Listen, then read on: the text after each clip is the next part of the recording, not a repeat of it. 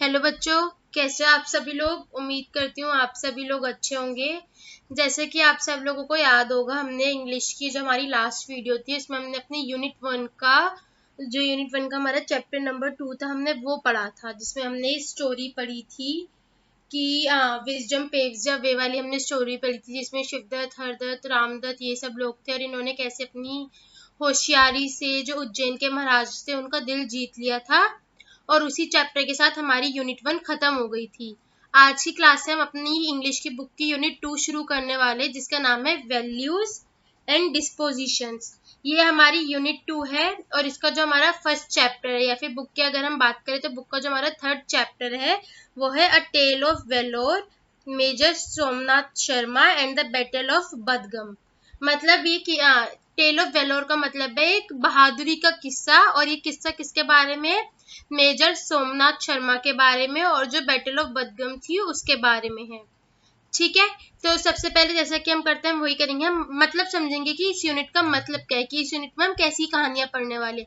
जैसे जो हमारी फर्स्ट यूनिट थी उसका नाम था विट्स एंड विजडम, तो इसमें हमने सारी चालाकी से रिलेटेड या थोड़ी हमारे जो दिमाग से रिलेटेड है वैसी कहानियां पढ़ी थी। तो इसमें हम कैसी कहानियां पढ़ेंगे, जो थोड़ी वैल्यूज की बात करें। वैल्यूज क्या होती है कि हमारे अंदर कैसी वैल्यूज है, हम सच बोलते हैं, हम काइंड है, और डिस्पोजिशन मतलब हमारा बिहेवियर कैसा है, हमारा हेल्पफुल बिहेवियर है, कैसा बिहेवियर है, मतलब सेम वैल्यूज जैसी बात होती है। तो इसमें हम सारी स्टोरीज ऐसी ही पढ़ेंगे, स्टोरीज को हम ऐसे ही पढ़ेंगे। तो वैल्यूज और डिस्पोजिशंस का मतलब होता क्या है? वैल्यूज मतलब वही गुड प्रिंसिपल्स, मतलब जो हमारे आदर्श होते हैं, अच्छे आदर्श होते हैं ना, हम वैल्यूज बोलते हैं। जैसे कि हो गया ऑनेस्टी हो गई, काइंडनेस हो गई, करेज हो गया, रिस्पेक्ट हो गई, रिस्पॉन्सिबिलिटी हो गई, मतलब सच्चाई, किसी के लिए दयालु होना, करेज मतलब हिम्मत होना, बहादुरी होना, रिस्पेक्ट किसी की इज्जत करना, रिस्पॉन्सिबिलिटी जिम्मेदारी का सेंस होना कि हाँ मेरी जिम्मेदारी है, तो वो हो गई रिस्पॉन्सिबिलिटी। या ये सब हो गई हमारी वैल्यूज। अब डिस्पोजिशंस क्या होता है? अब persons natural attitude, behaviour, way of thinking, एक पर्सन कैसा बिहेव कर रहा है, ये सब तो चीजें वैल्यूज तो हो गई जिसके अंदर पाई जाती हैं। पर जरूरी नहीं है कि किसी के अंदर अगर कोई वो वैल्यू है तो वो दिखा ही रहा है। तो डिस्पोजिशन क्या होती है? वो कैसे शो कर रहा है, जैसे वो हेल्पफुल है, वो अपनी हेल्पनेस शो कर रहा है, लोगों की मदद कर रहा है, वो हर चीज को लेके पेशेंट रहता है, लोगों की केयर करता है, पॉजिटिव रहता है, बहादुर है, ये सब। तो ये है वैल्यूज और डिस्पोजिशन का मतलब। उम्मीद करते हैं आपको इन दोनों का मतलब समझ आया होगा। तो जो हमारी यूनिट है, यूनिट 2 वैल्यूज एंड डिस्पोजिशन, इस यूनिट में हम यही पढ़ेंगे। लोगों की जो वैल्यूज है उसके रिलेटेड स्टोरी, जैसे किसी की ब्रेवरी की पढ़ेंगे हम, किसी की काइंडनेस की पढ़ेंगे, ऐसी हम इसमें स्टोरीज और पोम पढ़ेंगे। तो थोड़ा चैप्टर के बारे में जान लेते हैं। ये चैप्टर एक सत्य घटना पर आधारित है, मतलब एक ट्रू स्टोरी है। किसकी? मेजर सोमनाथ शर्मा की, जिन्हें सबसे पहली बार भारत में क्या मिला था? परमवीर चक्र। ये देखो, ये परमवीर चक्र होता है, ये मतलब it's a high level thing जिसको मिलता है। तो सबसे पहली बार परमवीर चक्र मिला था मेजर सोमनाथ शर्मा को। ये उनका ये जो स्टोरी बताती है, उन्होंने जो बैटल ऑफ बदगम लड़ी थी, इंडो पाक कन्फ्लिक्ट, मतलब इंडिया और पाकिस्तान के बीच जब लड़ाई हुई थी उस वक्त की कहानी है ये। और इस वक्त जो मेजर सोमनाथ शर्मा थे वो इंजर्ड थे, फिर भी उन्होंने जो अपना ट्रूप था, अपने जो बाकी के साथी थे, उन सबको लीड करा, मतलब उन्हें बताया कि कैसे क्या करना है।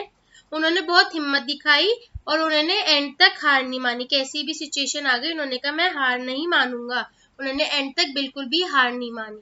ठीक है, ये चैप्टर हमें क्या बताता है? हमें कहीं कहीं वैल्यू सिखाता है, जैसे कि ब्रेवरी मतलब बहादुरी, ड्यूटी मतलब हमारी जो भी फर्ज बनते हैं वो, लीडरशिप, सेक्रीफाइस, पेट्रियोटिज्म, पेट्रियोटिज्म मतलब देश के लिए भक्ति भावना होना, सेक्रीफाइस मतलब बलिदान, लीडरशिप मतलब लोगों को गाइड करना। होती है ना कुछ लोगों के अंदर लीडरशिप क्वालिटीज की, वो लोगों को गाइड करते हैं, सबको साथ लेके चलते हैं, तो ये सब क्वालिटीज। अब मेजर सोमनाथ शर्मा के बारे में थोड़ा जान लेते हैं। ब्रेव इंडियन आर्मी ऑफिसर थे, फर्स्ट रेसिपिएंट ऑफ परमवीर चक्र थे। उन्होंने बैटल ऑफ बडगम लड़ी थी 1947 में, और बहुत ही बहादुरी तरीके से लड़ी थी। और वो इंजर्ड थे, फिर भी उन्होंने अपने सोल्जर्स का साथ दिया, उन्हें लीड करा, और उनके अंदर लीडरशिप और करेज, सेक्रीफाइस, ऐसी हम भावनाएं देख सकते हैं। और उनकी ऐसी भावनाओं की वजह से वो एक ग्रेटेस्ट हीरो बने। इनफैक्ट इनका नाम जो हमारा नेशनल वार मेमोरियल है उस पे भी हमें देखने को मिलता है। ठीक है, इनका नाम हमें अपने इतिहास के पन्नों में कई जगहों पर देखने को मिलेगा। ये चैप्टर हमारा 2 पार्ट्स में डिवाइडेड है, हम इसे 2 पार्ट्स में पढ़ेंगे। तो इस चैप्टर की आज पार्ट 1 है। तो इसको हम देखते हैं, यहाँ से हमारा चैप्टर शुरू हो जाएगा। उससे पहले हम एक एक्टिविटी करेंगे जैसा हम हमेशा करते हैं। तो आपको क्या लगता है कि ये एक्टिविटी है, मैंने आपकी बुक से ही उठाई है, आपकी बुक में ही ये दे रखी है। आपको क्या लगता है 26 जनवरी की परेड में क्या होता है? क्या होता है, हम अलग अलग स्टेट की झांकियां देखते हैं, उनका कल्चर को जानते हैं, अलग अलग स्टेट के डांस फॉर्म्स देखते हैं, वहाँ क्या चेंजेस आए हम वो देखते हैं, हम अपने ब्रेव सोल्जर्स को देखते हैं, वो लोग स्टंट्स दिखाते हैं हम उन्हें देखते हैं, और बहादुरी पुरस्कार दिया जाता है बच्चों को। तो ये सब हम रिपब्लिक डे परेड में देखते हैं। हाइलाइट्स क्या होते हैं? हाइलाइट्स माने ये सब हाइलाइट्स ही होते हैं जो हम देखते हैं कि कल्चरल होते हैं, बाहर दूसरे देश से डेलीगेट्स आते हैं, ये सब। आपको क्या लगता है एक सोल्जर की क्वालिटी क्या होनी चाहिए? क्या क्या होनी चाहिए? कि वो ब्रेव होना चाहिए, करेजियस होना चाहिए, लीडरशिप होनी चाहिए, उसमें पेट्रियोटिज्म होना चाहिए, और थोड़ी उसकी फिजिक भी अच्छी होनी चाहिए, और उसके अंदर देशभक्ति की भावना बहुत ही अच्छे से होनी चाहिए, ये सब। अगर आपको किसी भी सोल्जर के साथ कोई मैसेज शेयर करना है तो आप क्या करेंगे? तो आप लोग ही बताएंगे। जैसे मैं ये करूंगी कि आप लोग बहुत अच्छा काम कर रहे हो, आपकी वजह से हम रह पा रहे हैं सेफली, ऐसा कुछ। तो आपको क्या मैसेज शेयर करना है आप मेरे को कमेंट सेक्शन में जरूर बता सकते हैं। अब यहाँ से हमारा मेन चैप्टर शुरू होता है, ठीक है। तो ये जो चैप्टर है, मैं आपको, अगर आपको चाहिए मैं लाइन वाइज एक्सप्लेन करूँ, मैं वैसे भी कर सकती हूँ, आप मेरे को कमेंट सेक्शन में बताना। और वरना नॉर्मल हम मतलब थोड़ा पढ़ के और थोड़ा मैं आपको वैसे एक्सप्लेन करूंगी। तो ये जो स्टोरी है ये वेलियंट मतलब होता है बहादुर। तो मेजर सोमनाथ शर्मा को एक ट्रिब्यूट है। ट्रिब्यूट मतलब होता है उनकी कुर्बानी को हम वो कर रहे हैं, एक तरह से हम उनकी कुर्बानी का सम्मान कर रहे हैं। तो ये उनके लिए ट्रिब्यूट है, जो इंडिया में सबसे पहले उन्होंने क्या जीता था? परमवीर चक्र, और जिनका नाम इतिहास के पन्नों में लिखा गया है, मतलब एकदम परमानेंट फिक्स कर दिया गया, उनका नाम इतिहास के पन्नों में लिखा गया है। उनकी जो बहादुरी और सेक्रीफाइस होती है वो लोगों के लिए एक इंस्पिरेशन का सोर्स बनते हैं। जितने आने वाली सारी जनरेशन है उसके लिए वो एक इंस्पिरेशन का सोर्स है। और हम पेट्रियोटिज्म की कहीं भी देख ले, मतलब पेट्रियोटिज्म मतलब देशभक्ति की किसी भी चीज में देख ले, चाहे वो हमारा नेशनल वार मेमोरियल है, या पेट्रियोटिक सॉन्ग्स हैं, बुक्स है, या अलग अलग कहानियां हैं जो बहादुरी के किस्से हैं, या फिर आजादी का अमृत महोत्सव का सेलिब्रेशन। आपको भी पता है हम आजादी का अमृत महोत्सव सेलिब्रेट कर रहे हैं। तो चाहे उसकी सेलिब्रेशन है, उनका नाम हमेशा याद किया जाता है, उनका नाम हमेशा याद किया जाता है। जो मेजर सोमनाथ का करेज था, मतलब उनकी जो बहादुरी थी, उनका जो डिवोशन था, मतलब उनके जो अपने आप का समर्पण था देश की तरफ, अपने इस देश की तरफ, हमेशा जिंदा रहेगा और लोगों को इनकरेज करता रहेगा और लोगों को याद दिलाता रहेगा कि हमने आजादी के लिए कितनी बड़ी कीमत चुकाई है। अब आप लोग सोच रहे होंगे मैडम 1947 तक तो आजादी हो चुकी थी, तो क्या ये आजादी से पहले की कहानी है, आजादी की बाद की कहानी? तो बेटा ये कहानी जो है आजादी के जस्ट बाद की कहानी है, जब हमारे देश पे पाकिस्तान ने कब्जा करने की सोची थी, उस वक्त की कहानी है कि उस वक्त कैसे मेजर सोमनाथ शर्मा ने और उनकी जो टीम थी, उनका जो रेजिमेंट था वो था कुमाऊं रेजिमेंट। तो उन्होंने कैसे उन लोगों से लड़े और कैसे देश के जिस हिस्से पे अटैक हुआ था उसे आजाद रखने में मदद किया। हम आगे जानेंगे कैसे हुआ था। The serine Kashmir valley in the shadows of the majestic Himalaya witness, मतलब ये किस्सा कहाँ का? ये कश्मीर का है। कहाँ का किस्सा है जो हम आज ये स्टोरी पढ़ रहे हैं? कौन सी जगह हुई है? ये कश्मीर में हुई है। कहाँ पे हुई है? कश्मीर में हुई है। ये जो पूरा इंसिडेंट हुआ है, जो बैटल ऑफ बडगाम हुई है, ये कहाँ हुई है? ये कश्मीर में हुई है। कहाँ की कहानी है ये? कश्मीर की कहानी है, ठीक है। तो कश्मीर की जो वादियां थी, कश्मीर की जो वादियां थी, हिमालय के जो पहाड़ थे, उन्होंने एक्स्ट्राऑर्डिनरी मतलब एकदम अद्भुत हीरोइज्म मतलब क्या कहते हैं करेज का किस्सा देखा। तो ये आप इमेजिन कर सकते हो वो सीन जहाँ जिस वक्त ये कहानी लिखी गई था, ये सीन आपको वो पोर्ट्रे कर सकता है कि वो सीन कैसा होगा। तो वो सीन कुछ ऐसा दिखता होगा जबकि ये कहानी है, ठीक है। अब जो डे था, मतलब जिस दिन ये लड़ाई लड़ी गई, वो एकदम सन्नाटे से शुरू हुआ था।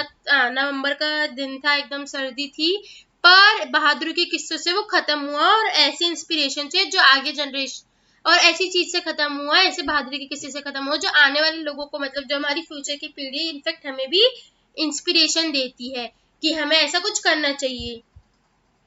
ये मेजर सोमनाथ की और उनके एंड द ब्रेव मैन और उन महान सोल्जर्स की जो उनके साथ इस मिशन में थे, जिन्होंने श्रीनगर एयरपोर्ट को बचाया।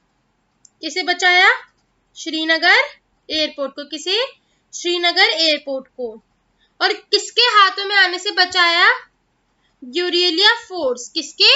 Guerrilla force. तो ये गुरिल्ला फोर्स को किसने ट्रेन किया था, किसकी तरफ से भेजी गई थी, वो थी पाकिस्तान की तरफ से। किसकी तरफ से थी, पाकिस्तान की तरफ से।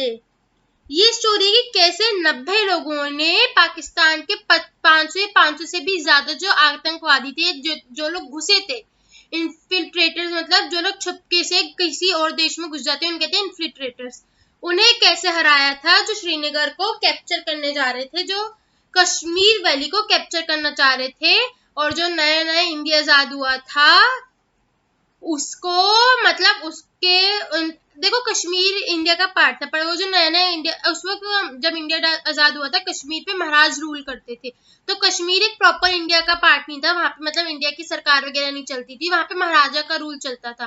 तो वो लोग उसे कैप्चर करना चाहते थे, और जो इंडिपेंडेंट इंडिया था, जो नया नया आजाद हुआ इंडिया था, उसे एक धक्का देना चाहते थे कि हाँ तुम तो अपने देश की एक जगह को बचा भी नहीं पाए। और इसी की वजह से बैटल ऑफ बदगाम हुई, और जिसकी शुरुआत अगस्त 1947 में हो गई थी।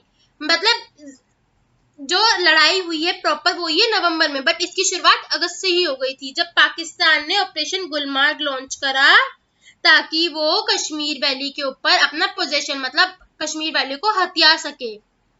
और ये एक वायलेशन था, एक एग्रीमेंट था जो उस वक्त जम्मू कश्मीर के महाराज थे, महाराजा हरी सिंह और पाकिस्तान के बीच ये एग्रीमेंट था कि पाकिस्तान जम्मू कश्मीर पे अटैक नहीं करेगा, पर पाकिस्तान ने उस एग्रीमेंट को तोड़ते हुए ऑपरेशन गुलमार्ग लॉन्च करा। ठीक है, अब पाकिस्तान ने क्या करा, पाकिस्तान की आर्मी ने क्या करा, उन्होंने करीब 1000 से ज्यादा लोगों को तैयार करा, उन्हें ट्रेन किया, उन्हें और उन ऐसे लोगों को चुना जिन्हें माउंटेन पासेस मतलब जो पहाड़ों से रास्ते जाते हैं, और जिन्हें लोकल रास्ते पता हो कि वो कश्मीर में कैसे घुस सकते हैं बिना किसी की नजरों में आए, और कैसे कैसे कौन कौन सी लोकेशंस पे जा सकते हैं, कौन कौन सी लोकेशन का कंट्रोल ले सकते हैं, इंक्लूडिंग द श्रीनगर एयरपोर्ट।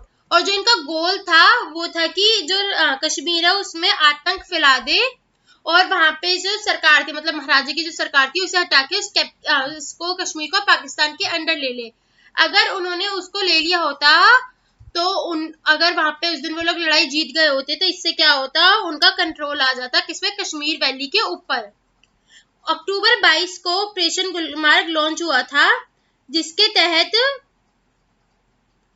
जो वहां के लोग थे उन्होंने कश्मीर में घुसना शुरू कर दिया था, धीरे धीरे करके। सारे लोग एक साथ नहीं आए थे, कोई कभी आ रहा था, कोई कभी आ रहा था, तो धीरे धीरे उन लोगों ने कश्मीर में घुसना शुरू कर दिया था। और जब महाराजा को ये बात पता चली, तो महाराजा ने क्या करा, महाराजा ने स्टेट किसको दे दी, इंडियन गवर्नमेंट को दे दी, कि अब से ये स्टेट तुम्हारी है, तुम इसे संभालोगे, मैं इस पे राज नहीं करूंगा। क्योंकि महाराजा समझ गए थे कि हमें गवर्नमेंट का बैकअप चाहिए, गवर्नमेंट वहां बैकअप तब तक नहीं भेज पाती जब तक वो कश्मीर उनके अंडर नहीं आता। तो महाराजा ने कश्मीर को 26 अक्टूबर 1947 को गवर्नमेंट सरकार को हैंड ओवर कर दिया, और उसके बाद से जो कश्मीर थी वो इंडिया के अंडर आ गई। अब इसके तहत क्या हुआ, गवर्नमेंट ऑफ इंडिया ने वहां पे आर्मी की टुकड़ियां भेजनी शुरू कर दी इंडियन बॉर्डर पे। 27 अक्टूबर 1947 तक उन्होंने उनको रवाना करना शुरू कर दिया। अब जहाँ श्रीनगर तक जाने, पठानकोट में इनका मेन था जहां से भेजा जाता है, पठानकोट तक श्रीनगर जाने का जो रास्ता था वो लैंड के थ्रू अच्छा नहीं था, तो हवा के मतलब एयरक्राफ्ट के थ्रू वहां पे ट्रूप्स को भेजा गया, मतलब वहां पे सेना को भेजा गया। 31 अक्टूबर को D company of the 4th battalion of Kumaon regiment, मतलब कुमाऊं रेजिमेंट की जो डी कंपनी थी वो वहां पे पहुंच गई। वो किसके अंडर काम कर रही थी, वो काम कर रही थी मेजर सोमनाथ शर्मा के अंदर। किसके अंदर काम कर रही थी, मेजर सोमनाथ शर्मा के अंडर। अब उस वक्त क्या था कि जो सोमनाथ शर्मा जी थे उनके लेफ्ट हैंड में प्लास्टर चढ़ा हुआ था, तो उन्हें जाने से मना कर दिया था कि आप मत जाइए। फिर भी उन्होंने इंसिस्ट करा कि नहीं मैं जाऊंगा, जब मेरे लोग वहां जा रहे हैं, मतलब मेरे जो साथ के लोग हैं, मेरे सोल्जर्स हैं, क्योंकि मेजर थे, मेजर के अंदर जो पूरी ट्रूप काम करती है, उन्होंने कहा जब वो लोग जा रहे थे मैं भी जाऊंगा, क्योंकि मुझे पता है कि मैं अपने लोगों को कैसे हैंडल कर सकता हूँ। ठीक है, उन्होंने कहा मैं इस बैटल में जाऊंगा, और उन्होंने देखो ये लाइन बोली, I know my main better than anyone else.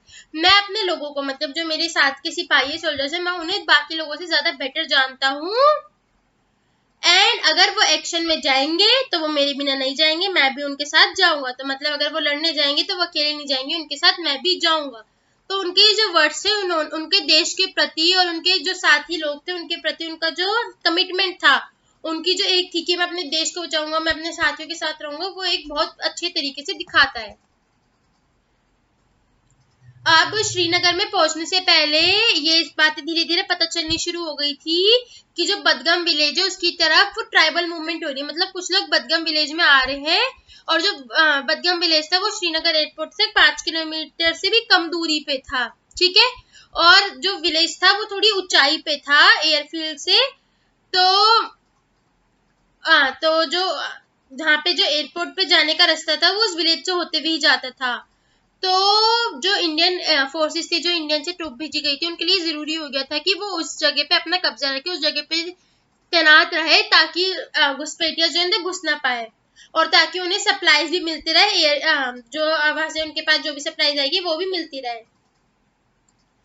पर उन्हें लगा था कि थोड़ी बहुत अब शुरू हुई है, पर असली में ये था कि पहले मैंने आपको बताया ना कि पहले से धीरे धीरे आना शुरू हो गए थे, तो पहले से वहां पे धीरे धीरे आना शुरू हो गए। अब 3 नवंबर को, मतलब 3rd of November 1947 को बहुत सारी कंपनियां वहां पोस्टेड थी, वहां पेट्रोलिंग पे थी, क्यों ताकि वो देख सके वहां कोई खतरा तो नहीं है, कोई घुस तो नहीं रहा, इन सब चीजों के लिए। जिसमें एक कंपनी थी मेजर सोमनाथ शर्मा की डी कंपनी।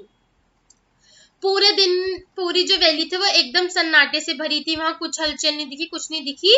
तो दोपहर में कंपनीज को बोल दिया कि आप लोग वापस आ जाओ एक एक करके, कि पहले एक कंपनियां। जो डी कंपनी थी, मतलब मेजर सोमनाथ सर की जो कंपनी थी जिसमें 90 सोल्जर्स थे, वो सबसे आखिरी में आनी थी, और उनका ये टाइम माना गया था कि वो 2 बजे तक वापस आ जाएगी। अब जब वहां पे जो घुसपैठिया थे उन्होंने देखा, अब तो भाई यहाँ पे तो एक छोटा सा ग्रुप बचा है और इसमें भी मतलब अप्रोक्स 90 लोग हैं, तो उन्होंने उनपे हमला कर दिया। क्या कर दिया? हमला कर दिया। अब जो इनिशियली हमला हुआ उसको तो उन्होंने जैसे तैसे झेल दिया, मेजर सोमनाथ जी ने और उनके जो बाकी के साथ के सोल्जर्स उन्होंने जैसे तैसे झेल दिया। पर मेजर सोमनाथ शर्मा समझ गए थे कि ये हमें बस भटकाने के लिए होता है। वो कहते हैं ना कि एक तूफान के आने से पहले वाली शांति, वो समझ गए थे कि कुछ बड़ा करने वाले और ये हमें हमारा ध्यान भटकाना चाहते हैं, कि हमें ऐसा लगे कि अब हमला हो गया, अब कुछ नहीं होगा और हम वापस चले जाए। और इसके बाद क्या हुआ, दूसरी तरफ से फिर से किसी ने अटैक कर दिया। अब क्या था, अब ये था कि मेजर सोमनाथ शर्मा थे और उनके 90 सोल्जर्स थे, और वो 500 से भी ज्यादा लोगों का सामना कर रहे थे। उन्होंने पाकिस्तानी जो लोग घुसे थे, घुसपैठिया थे, उन्होंने सोचा था वो श्रीनगर एयरफील्ड और उसके आसपास के सराउंडिंग एरियाज को कैप्चर कर लेंगे ताकि उनका श्रीनगर पे कब्जा आ जाए। पर मेजर सोमनाथ शर्मा को ये क्लियर था कि उनके लिए श्रीनगर को बचाना, वहां का जो एयरपोर्ट था उसको बचाना, वहां वो जो पूरी वैलीज थी, मतलब वो जो पूरा एरिया था उसको बचाना बहुत मुश्किल है जब तक वहां पे कोई उनके लिए सहायता नहीं आती, मतलब जब तक बाकी की कंपनीज नहीं आती, क्योंकि कंपनीज को ऊपर आने में टाइम लगता है, वो लोग तो नीचे चली गई थी, एयर सपोर्ट आने में भी टाइम लगता है। तो उन्हें पता था इस चीज में बहुत खतरा है और इस चीज में बहुत टाइम लगेगा। तो क्या लगता है आपको, कैसे मेजर सोमनाथ शर्मा और उनके 90 सोल्जर्स ने 500 आतंकवादियों को सामना किया? क्या वो कर पाएंगे? क्या वो और उनके दोस्त श्रीनगर को बचा पाएंगे या नहीं बचा पाएंगे? तो इसको हम जानेंगे इस चैप्टर के अगले पार्ट में, पार्ट 2 ऑफ दिस चैप्टर। आज के लिए इतना ही। उम्मीद करती हूँ आपको ये चैप्टर समझ आएगा, और इसका पार्ट 2 बहुत ज्यादा इंटरेस्टिंग है, उसमें हम सोमनाथ शर्मा की लाइफ के बारे में भी जानेंगे। तो आज के लिए इतना ही। Thank you so much for watching. Video को लाइक करें, अपने दोस्तों के साथ शेयर करें, चैनल को सब्सक्राइब करके बेल आइकन दबाएं। और अगर आपको कोई भी चीज समझ नहीं आई हो, कोई भी दिक्कत हो, कुछ भी परेशानी हो, कोई भी टॉपिक पे आप मेरे को वीडियो बनाने चाहते हैं, तो आप कमेंट सेक्शन में जरूर लिखकर बताएं। मिलते हैं अगली वीडियो में, तब तक के लिए गुड बाय।